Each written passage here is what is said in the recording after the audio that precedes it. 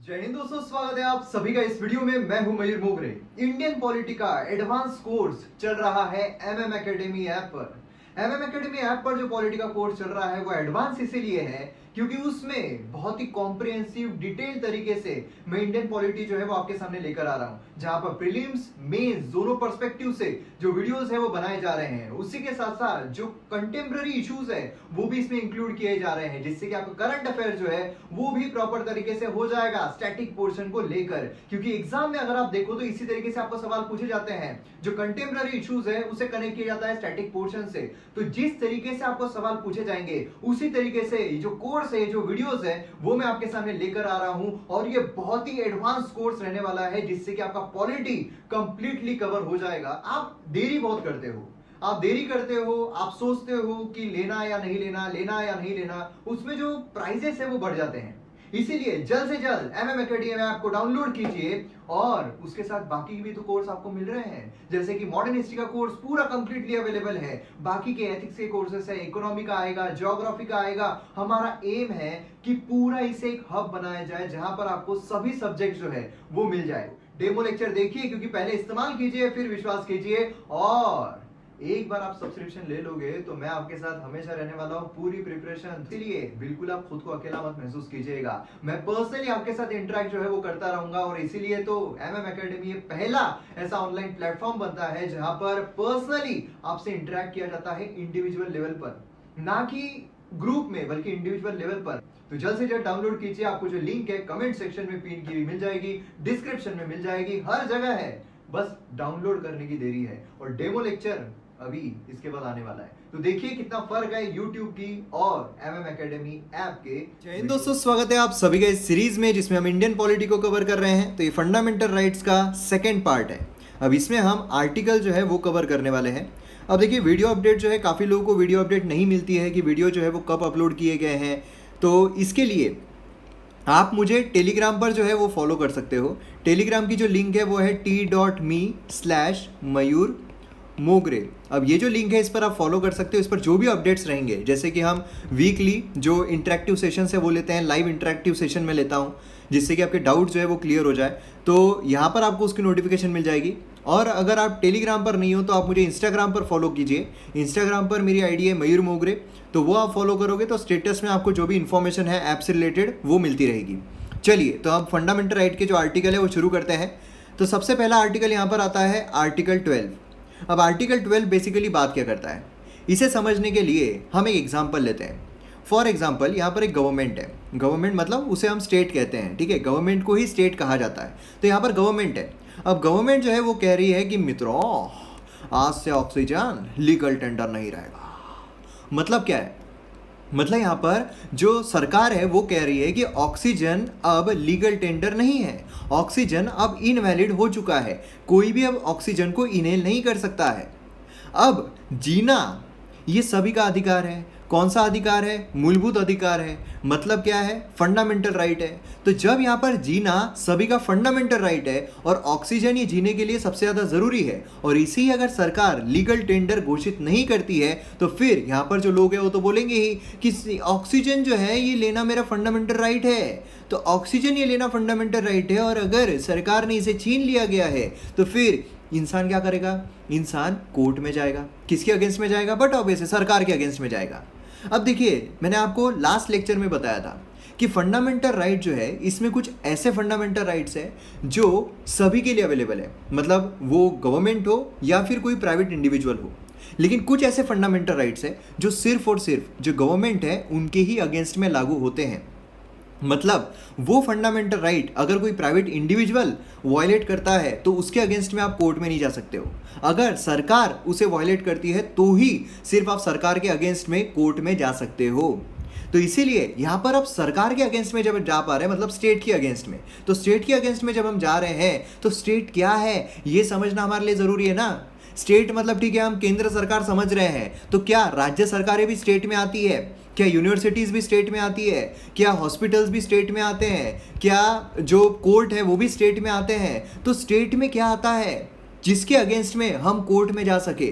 तो यही चीज़ हमें आर्टिकल 12 में डिफाइन की हुई देखने को मिलती है। तो आर्टिकल 12 जो है ये बेसिकली क्या करता है, ये स्टेट की जो डेफिनेशन है ये हमें बताता है। अब ये सबसे इंपॉर्टेंट चीज़ प्रीलिम्स पर्सपेक्टिव से सबसे इंपॉर्टेंट चीज़ देखने को मिलती है कि ये जो डेफिनेशन आर्टिकल 12 में स्टेट की हमें देखने को मिल रही है, ये अप्लीकेबल है only to the part 3 and part 4 of the constitution. मतलब अगर यूपीएससी आपके साथ खेल ले और अगर आपको पूछे कि जो जो आर्टिकल 12 में स्टेट की डेफिनेशन दी गई है वो through out the constitution applicable है, तो वो स्टेटमेंट गलत रहेगा। सिर्फ पार्ट 3 और पार्ट 4 के लिए ही जो डेफिनेशन आर्टिकल 12 में दी गई है वो अप्लीकेबल होती है। मोस्ट इंपॉर्टेंट थिंग है, आपको याद रखना बहुत ज़रूरी है। चलिए अब यहाँ पर स्टेट की डेफिनेशन जो है वो हम समझ लेते हैं, क्योंकि स्टेट की डेफिनेशन समझना ज़रूरी है। अभी हमने लास्ट पीपीटी में देखा है स्टेट मतलब क्या है। तो यहाँ पर government and parliament of India, मतलब जो केंद्र सरकार है वो, और पार्लियामेंट ऑफ इंडिया जो हमारी पार्लियामेंट है। पार्लियामेंट क्या करती है, लॉज लेकर आती है। तो पार्लियामेंट और जो गवर्नमेंट है, जो केंद्र सरकार है, वो स्टेट में आएगी। एकदम आसान है समझने के लिए, बिल्कुल सही है। सरकार जो है वो सरकार में नहीं आएगी तो फिर कौन आएगा। फिर उसके बाद जो government and legislature of state, मतलब यहाँ पर जो राज्य सरकारें हैं उनकी बात हो रही है। बट ऑब्वियस है राज्य सरकार है, भले ही राज्य की है लेकिन सरकार तो है। राज्य सरकार सरकार में नहीं आएगी तो फिर कौन आएगा। तीसरा हमें देखने को मिलता है लोकल अथॉरिटी, और चौथा हमें देखने को मिलता है अदर अथॉरिटी। अब ये जो दो चीज़ें हैं ये समझना तो काफ़ी आसान है, ये तो आपके दिमाग में सीधा चला गया होगा कि भैया सरकार है, सरकार में आ रही है। बट ऑब्वियस एकदम आसान है। अब यहाँ पर जो लोकल अथॉरिटी है इसका मतलब क्या है, तो लोकल अथॉरिटी यहाँ पर बेसिकली जो सेक्शन 3 है 31 sub clause general clause act का, उसमें बताई गई है कि लोकल अथॉरिटीज़ बेसिकली क्या है। तो लोकल अथॉरिटीज़ अगर हम देखें तो हमें देखने को मिलती है village panchayat, municipalities, district boards. तो इस तरीके की जो लोकल सेल्फ गवर्निंग बॉडीज़ है, इन शॉर्ट हम क्या बोल सकते हैं इसे, लोकल सेल्फ गवर्निंग बॉडीज़। इसका मतलब क्या है कि जो खुद को गवर्न कर रही है लोकल लेवल पर, उसे हम कहते हैं लोकल सेल्फ गवर्निंग बॉडीज। इसमें विलेज पंचायत आता है, म्यूनसिपालिटीज आते हैं, डिस्ट्रिक्ट बोर्ड्स आते हैं, तो ये लोकल अथॉरिटी में आते हैं। तो यहाँ तक भी हमारा दिमाग जो है वो समझ लेता है कि हाँ ठीक है। मतलब यहाँ पर एक डेफिनेशन क्या थी, सेंट्रल गवर्नमेंट, दूसरी उसके नीचे स्टेट गवर्नमेंट आती है, वो भी सरकार में आ रही है, वो भी स्टेट के डेफिनेशन में आ रही है। और तीसरा मतलब इसके नीचे आती है लोकल गवर्नमेंट, है ना, म्यूनसिपालिटीज, ये सब जो हो गया लोकल गवर्नमेंट। तो ये तीनों जो है ये गवर्नमेंट ही है, इसीलिए ये स्टेट की डेफिनेशन में आएगी। अब जो चौथा पार्ट था वो था अदर अथॉरिटी। तो अदर अथॉरिटी जो यहाँ पर दिया गया है, तो अदर अथॉरिटी में कौन आता है, क्या यूनिवर्सिटीज़ को हम यहाँ पर स्टेट में गिन सकते हैं, क्या कोर्ट को हम यहाँ पर स्टेट में गिन सकते हैं। अब इसके लिए हमें अलग अलग जो केसेस है वो समझने पड़ेंगे। अब यहाँ पर पहला केस आता है university of Madras versus Shantabai case. अब ये केस जब हम देखते हैं तो हमें देखने को मिलता है कि यूनिवर्सिटी ऑफ मद्रास जो है वो हमें देखने को मिलती है मद्रास यूनिवर्सिटी एक्ट के तहत। ठीक है, मद्रास यूनिवर्सिटी एक्ट जो है उसके तहत यूनिवर्सिटी ऑफ मद्रास जो है वो बनाई गई। तो क्या अब ये स्टेट में गिनी जाएगी, स्टेट के अंडर में आएगी। अब ये जानना क्यों ज़रूरी है, ये जानना इसलिए ज़रूरी है कि अगर यूनिवर्सिटी ऑफ मद्रास स्टेट में गिनी जाती है और अगर आपके फंडामेंटल राइट को वॉयलेट करती है तो आप उसके अगेंस्ट में कोर्ट में जा सकते हो। लेकिन अगर वो स्टेट में नहीं गिनी जाती और अगर वो फंडामेंटल राइट को वॉयलेट करती है तो आप उसके अगेंस्ट में कोर्ट में नहीं जा सकते हो। तो इसी सिलसिले में यहाँ पर जो जज है उन्होंने कहा कि ये जो अदर अथॉरिटी है जो हमें यहाँ पर देखने को मिल रहा है अदर अथॉरिटी, तो ये जो अदर अथॉरिटी है ये एडजुडियम जेनरिस रहना चाहिए विद गवर्नमेंट या लेजिस्लेचर। इसका मतलब क्या है, ये जो टर्म यहाँ पर इस्तेमाल की गई है, भारी भरकम टर्म जो यहाँ पर इस्तेमाल की गई है एडजुडियम जेनरिस, इसका मतलब क्या है। अब देखिए एक एग्जांपल मैं आपको देता हूँ। अब फॉर एग्जांपल मैं अगर आपको पूछ रहा हूँ कि जैसे लॉजिकल रीजनिंग में क्वेश्चन आता है ना कि यहाँ पर कुछ आपको ऑप्शंस दिए गए हैं, जैसे कि यहाँ पर एलिफेंट दिया गया है, कॉमा हॉर्स दिया गया है, कॉमा लायन दिया गया है। तो अब यहाँ पर आगे की इसमें आप क्या फिलअप करोगे।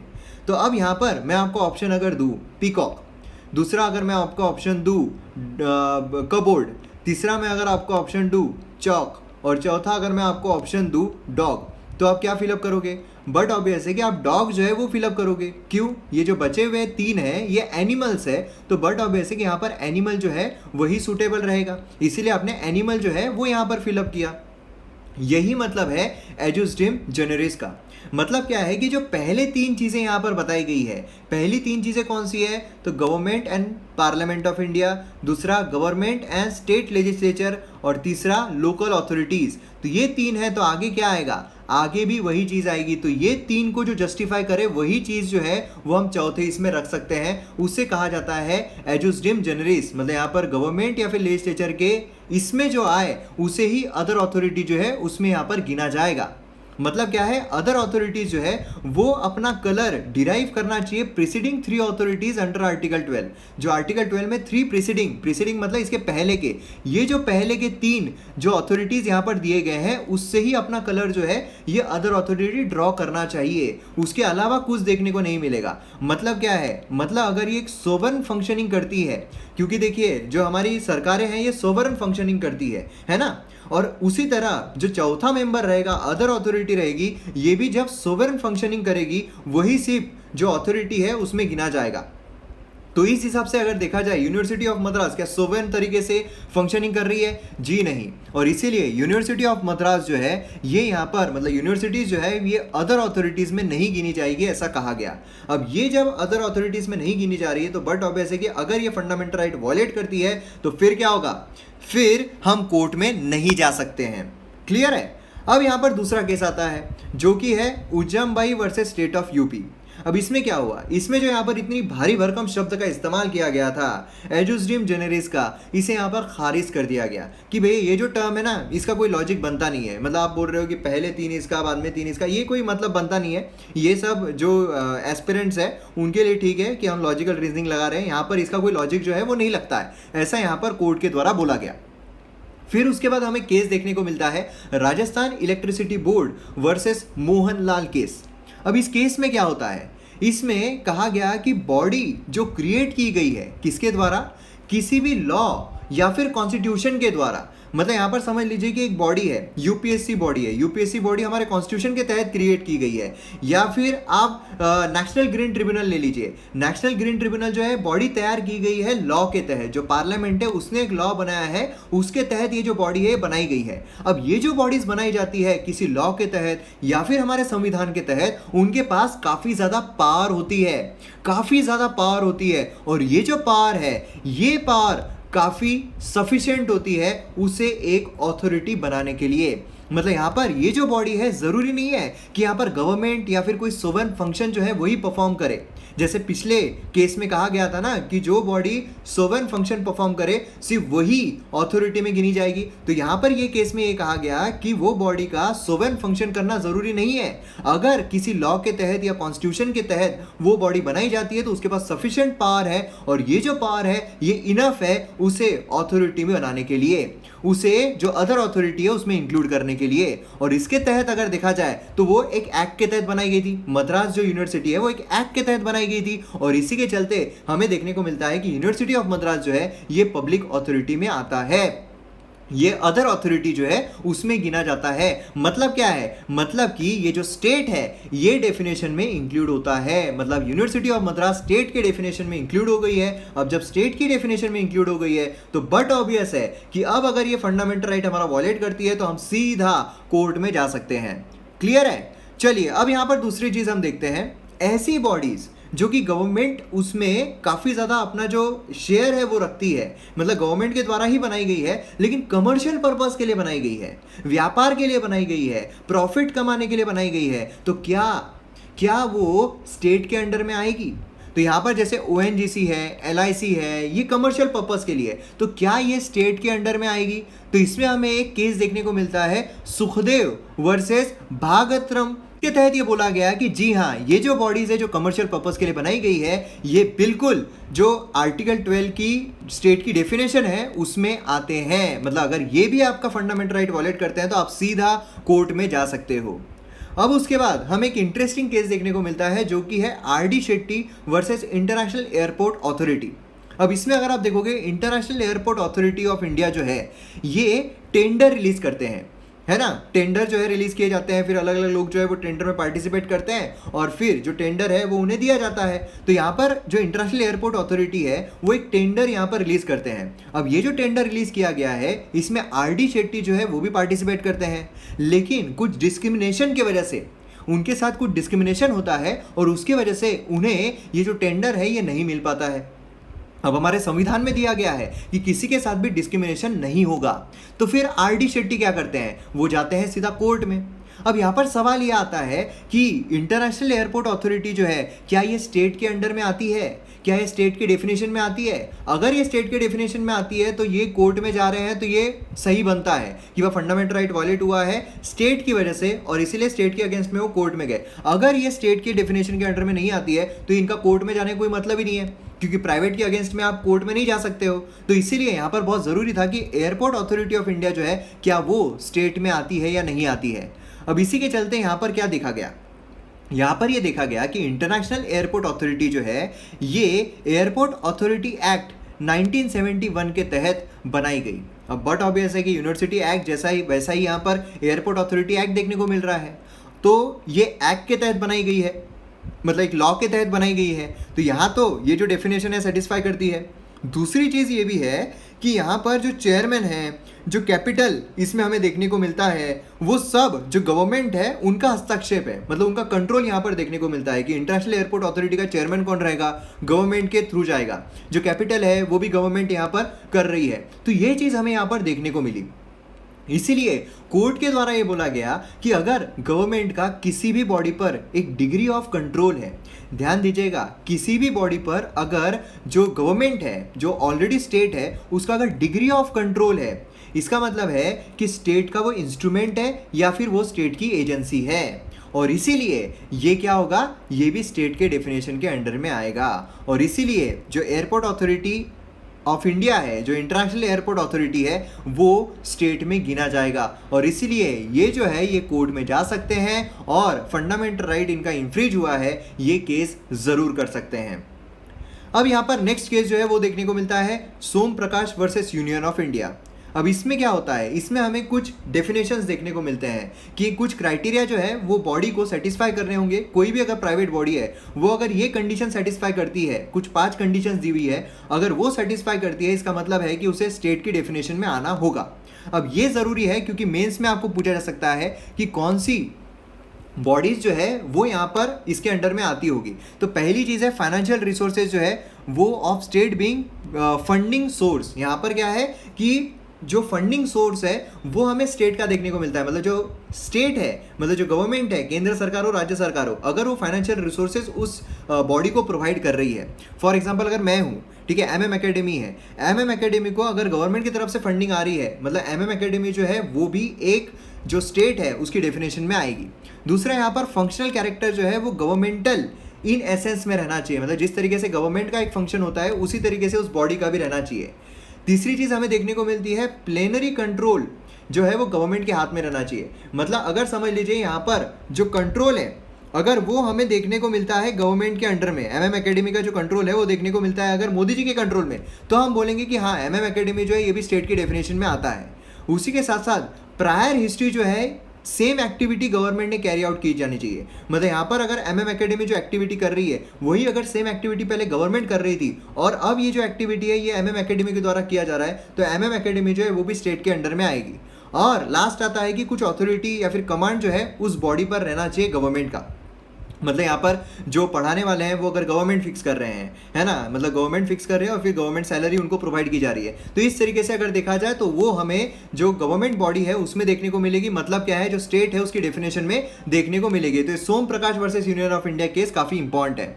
नेक्स्ट केस यहाँ पर हमें देखने को मिलता है अजय हसिया वर्सेस खालिद मुजीब केस। इसमें हमें 6 कैटेगरीज देखने को मिलती है। यहाँ पर क्या क्राइटेरिया दिया गया, यहाँ पर क्राइटेरिया दिया गया कि एंटायर शेयर कैपिटल जो है वो गवर्नमेंट ने हेल्ड करना चाहिए, मतलब यहाँ पर क्या है कि अगर एमएम एकेडमी का एंटायर कैपिटल शेयर जितना भी इसमें कैपिटल है अगर वो गवर्नमेंट हेल्ड कर रही है, मतलब पूरे शेयर गवर्नमेंट के पास है। दूसरा फाइनेंशियल असिस्टेंस अगर गवर्नमेंट प्रोवाइड कर रही है। तीसरा डीप और परविजन स्टेट कंट्रोल जो है हमें देखने को मिल रहा है, मतलब स्टेट जो है गवर्नमेंट जो है वो डिसाइड कर रही है कि भैया यहाँ पर कौन पढ़ाएगा, मयूर मोगरे नहीं पढ़ाने वाला है, दूसरा यहाँ पर पढ़ाने वाला है, तो फिर मतलब क्या है यहाँ पर गवर्नमेंट का कंट्रोल है, मतलब एमएम एकेडमी जो है ये किस में आएगी, स्टेट के डेफिनेशन में आएगी। फंक्शन ऑफ द कोऑपरेशन, यहाँ पर जो फंक्शनिंग है वो यहाँ पर देखी जाएगी। मोनोपोली स्टेटस उसका देखा जाएगा कि किसका यहाँ पर मोनोपोली है। उसी के साथ साथ department of government is transfer to cooperation, मतलब यहाँ पर क्या है, एक डिपार्टमेंट था सरकार का कि ऑनलाइन टीचिंग का, वो अगर यहाँ पर ट्रांसफर कर दिया गया और वो एमएम एकेडमी अगर बनता है तो फिर वो भी क्या है, वो भी स्टेट के अंडर में आएगा, वो भी स्टेट के डेफिनेशन में जो है वो देखने को मिलेगा। तो मतलब अब आपको यहाँ पर पूरी जो चीज़ें हैं वो समझ में आ गई होगी कि स्टेट की जो डेफिनेशन है जो आर्टिकल 12 में हमें देखने को मिलती है वो कौन कौन सी है, और जो अदर अथॉरिटीज़ है उसमें कौन कौन सी अथॉरिटीज़ आती है। अब यहाँ पर और एक केस देखते हैं जो कि काफ़ी प्रचलित रहा है, काफ़ी चर्चा में रहा है, 2005 से ही कंटिन्यूअसली ये न्यूज़ में देखने को मिलता रहता है। अब यहाँ पर लोधा कमेटी जो है वो आपने सुनी ही होगी, तो कंटिन्यूअसली न्यूज़ में देखने को मिलता है, वो है Board of Control for Cricket in India, मतलब BCCI versus Netaji Cricket Club and ors 2005। अब यहाँ पर सवाल ये आता है कि क्या BCCI स्टेट की डेफिनेशन में आती है? BCCI क्या करती है? BCCI जो है ये किसी स्टैट्यूट के थ्रू क्रिएट नहीं की गई है, मतलब किसी लॉ के तहत नहीं बनाई गई है, और उसी के साथ साथ ये किसी शेयर कैपिटल जो है जो गवर्नमेंट हेल्ड कर रही है उसका भी पार्ट नहीं है, मतलब गवर्नमेंट जो है इसमें कोई शेयर जो है वो ये नहीं कर रही है, गवर्नमेंट BCCI को फंडिंग नहीं कर रही है, गवर्नमेंट BCCI की कुछ भी जो ये हैं चीज़ें हैं उसमें देख नहीं रही है। तो फिर यहाँ पर BCCI जो है क्या वो स्टेट की डेफिनेशन में आएगा या नहीं आएगा? अब यहाँ पर ड्यूटीज़ जो है हम BCCI की वो समझ लेते हैं। देखिए मेंस में आपको क्वेश्चन आएगा तो ड्यूटीज़ जो है BCCI की वो आपको लिखने होंगी। तो ड्यूटीज़ अगर हम देखें तो हमें देखने को मिलता है कि ये रेगुलेट करती है और कंट्रोल करती है गेम को, है ना, जितने भी गेम्स हैं उन सबको कंट्रोल करती है। उसी के साथ साथ ये रूल जो है उसे फॉर्मुलेट करती है, रेगुलेशंस फॉर्मुलेट करती है, नॉर्म्स फॉर्मुलेट करती है, यहाँ पर जितने भी एस्पेक्ट होंगे गेम के, स्टैंडर्ड होंगे, वो सब यहाँ पर फॉर्मुलेट करती है। उसी के साथ साथ जो नेशनल टीम है, अंपायर्स है, उनके जो भी मेंबर्स रहेंगे उसको वो चूज़ करती है। उसी के साथ साथ जो डिस्क्वालीफाई करना होता है प्लेयर्स को, जैसे कि श्रीशांत है, उनको डिस्क्वालीफाई किया गया था, तो ये भी जो पावर है ये BCCI के पास देखने को मिलती है। करोड्स ऑफ रुपीज़ जो है वो इंफ्रास्ट्रक्चर जो है उस पर खर्च करती है, उसे बिल्ड करने के लिए, उसे मेंटेन करने के लिए, जैसे कि स्टेडियम हो गया, ये सब हो गया। उसी के साथ साथ वो यहाँ पर जो पेंशन स्कीम है वो फ्रेम करती है कोचेस के लिए, ट्रेनर्स के लिए। यहाँ पर ईट कहाँ से आ गया? ईट होना, ईट यहाँ पर फ्रेम्स पेंशन स्कीम यहाँ पर फ्रेम करती है। उसी के साथ साथ जो ब्रॉडकास्ट है, जो टेलीकास्ट राइट्स है, वो अलग अलग चैनल्स को बेचते हैं। जब भी क्रिकेट मैच होती है तो टेलीकास्ट बेचते हैं ना कि भैया तुम दिखाना, हमें इसलिए अलग अलग चैनल्स पर देखने को मिलते हैं कि अब इस बार ये जो सीरीज़ है ये चैनल पे देखने को मिलेगी, ये सीरीज़ ये चैनल पे देखने को मिलेगी। और ये जो चीज़ें यहाँ पर देखने को मिल रही है, इससे तो ये होता है कि ठीक है BCCI जो है ये अपना फंक्शन कर रही है, जो कि एक प्राइवेट बॉडी भी करती है, गवर्नमेंट का कोई हस्तक्षेप नहीं है, गवर्नमेंट का कोई रोल नहीं है। इसका मतलब है कि BCCI जो है वो स्टेट के डेफिनेशन के अंडर में नहीं आएगी। लेकिन एक यहाँ पर कैरेक्टरिस्टिक जो है वो बचा हुआ है, वो क्या है? वो है कि ये सारी जो एक्टिविटीज़ है वो अंडरटेक की जाती है with the tacit concurrence of state and central government. मतलब ये जितनी भी एक्टिविटीज़ है वो यहाँ पर की जाती है with the concurrence of state and central government. मतलब स्टेट और सेंट्रल गवर्नमेंट जो है जितनी भी एक्टिविटीज़ है उसमें इनका भी हस्तक्षेप होता है, जो स्टेट और सेंट्रल गवर्नमेंट है उनका भी इन्वॉल्वमेंट होता है।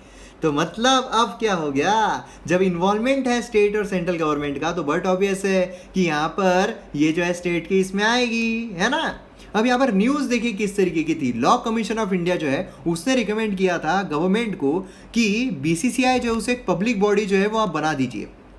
मतलब यहाँ पर ये क्या करती है, ये एक्सरसाइज करती है अलग अलग पावर्स, मतलब स्टेट के जो पावर्स होती है उसी तरीके से पावर जो है वो यहाँ पर फंक्शन करती है in the regulation of cricket.